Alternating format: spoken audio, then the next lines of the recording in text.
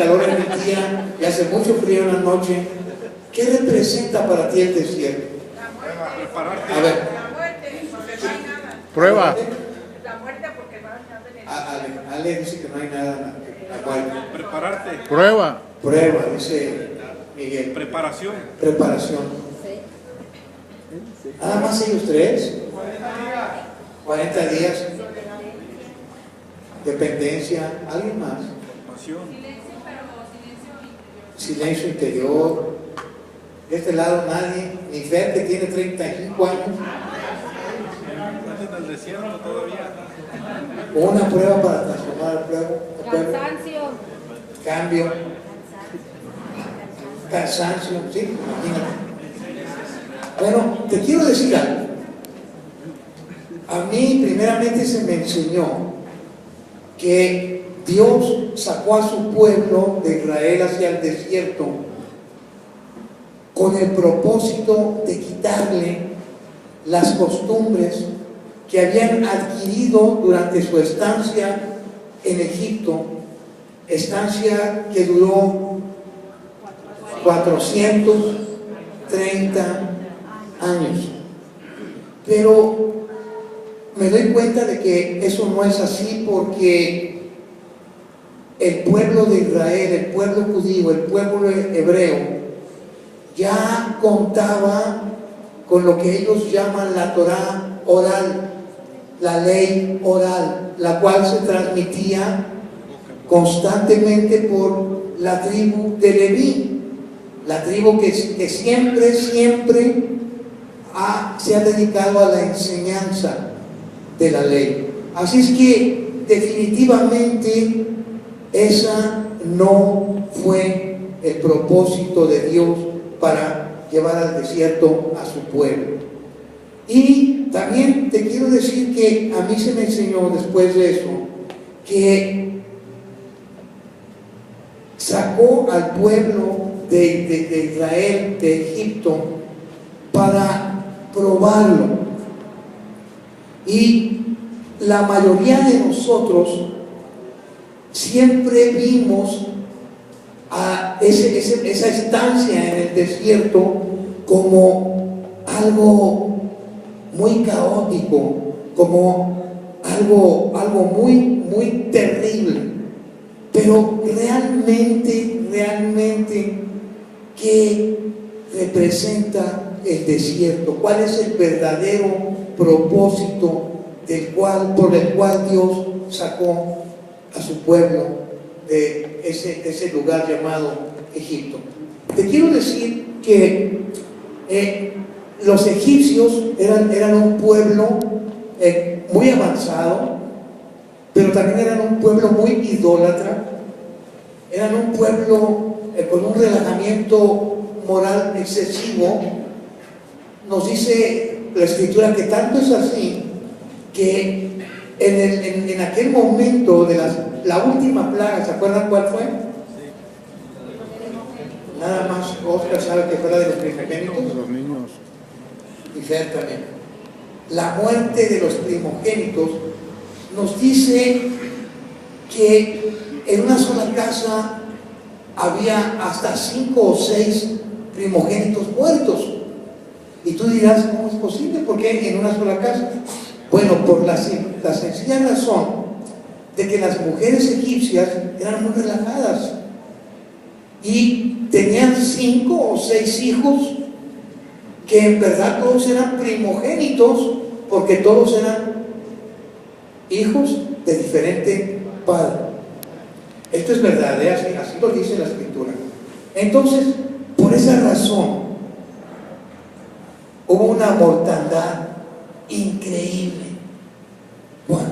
cuando se dio la última plaga. Pero te quiero decir algo. Vamos a empezar diciendo, y esto es muy importante, quiero que lo veas.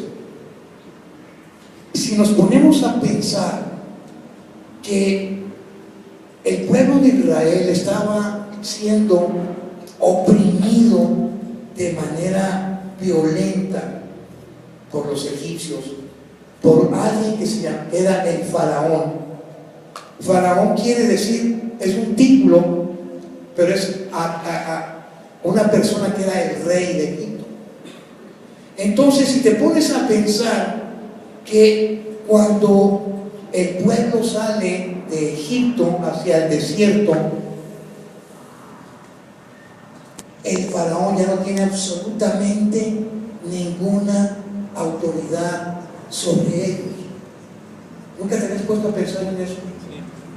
Ahora bien, ¿sí sabes a quién representa el faraón?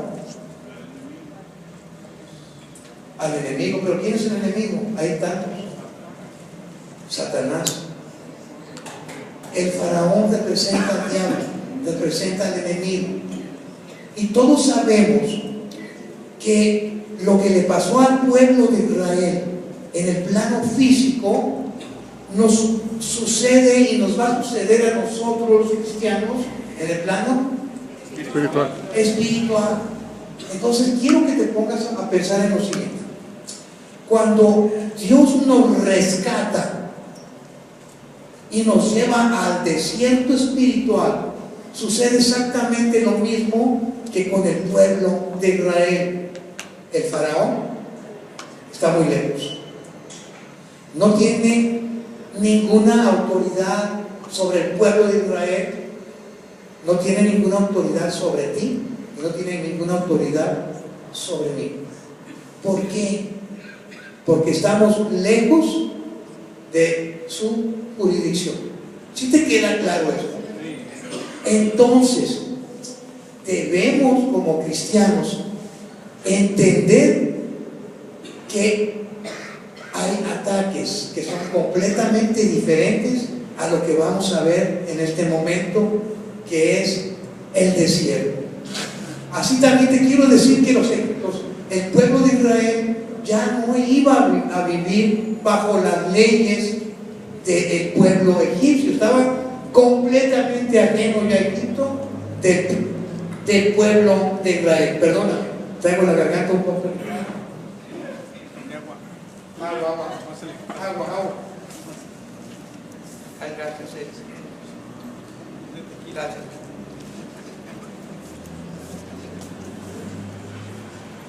¿Quién sabe que antes de irse los israelitas, los hebreos, se les dio la orden de que fueran a tocar a las casas de los egipcios para que les dieran oro, plata, joyas? ¿Quién sabe? Ya lo leyeron, ¿verdad? Sí. ¿Y si saben que los egipcios les dieron todo? Dice la escritura que era una cantidad increíble de joyas, de piedras preciosas, de vestidos de lujo, de oro y de plata, los que el pueblo de Israel se llevó de Egipto. Y hay algo tan importante que vemos en esto, que todo ese tesoro que llevaron hacia el desierto, ¿sabes para qué les sirvió? Para ser un dios, para ser un becerro, para ser un dios. Dios quería enseñarles que ese dinero en el desierto no les iba a servir más que para de tropezadero. Esto es muy interesante, mis amados. Tú y yo no debemos de perder de vista lo que es importante para nosotros como cristianos. Y lo que es importante para nosotros es Dios. Yo no digo que el dinero no sea bueno, es buenísimo. Dice la escritura que el dinero sirve para todo, pero esa no debe de ser nuestra prioridad. Dice la escritura: busca el reino de Dios y su justicia, ¿y qué? Todo vendrá por añadidura. ¿Y qué es todo? Todo. Todo es todo. Así es que Dios quería enseñarle al pueblo que todas esas riquezas que se llevaron cargando no les iba a servir de nada en ese lugar. Y que su prioridad tenía que ser no desviar su mirada del verdadero objetivo del pueblo. Nuestro verdadero objetivo en esta vida es Cristo Jesús, Señor nuestro. Así es que no importaba que no tuvieran dinero, porque en el desierto tenían todo, porque tenían a Dios. Quiero, si te está cayendo el 20, no importa que en este momento no tengas lo que tú quieres, lo que tú anhelas, lo que tú deseas. No importa, lo importante es que tienes a Dios en tu corazón.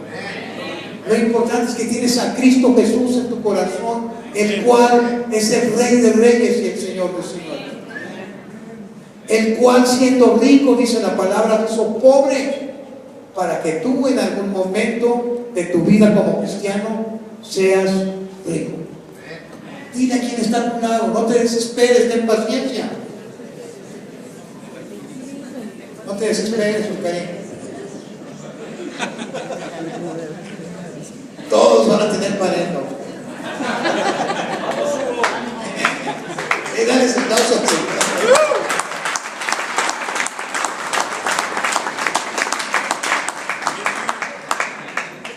Y hay algo tan importante que Dios quería mostrarle al pueblo en el desierto. Que todo lo que iban a tener, que todas sus necesidades iban a ser suplidas de manera sobrenatural. No sé, ¿cuántos tienen poco en el Evangelio? Bueno, Claudia, ustedes tienen poco en el Evangelio. ¿Quién más tiene poco en el Evangelio? Sofi también tiene muy poquito. Allá también. Bueno, no sé si ya les pasó. Y si no les pasó, no tarda en pasar, que se van a dar cuenta de que no hay dinero en el bolsillo, de que no hay dinero en el banco. Pero ¿sabes una cosa? Jamás te va a faltar algo. Nosotros ya hemos dado muchas veces el testimonio, mi esposa y yo, de cómo fue que llegamos al camino del Señor, qué fue lo que nos pasó en el trayecto, de cómo no teníamos nada materialmente, que teníamos un departamento que rentábamos obviamente, en el cual nuestros muebles eran las camas,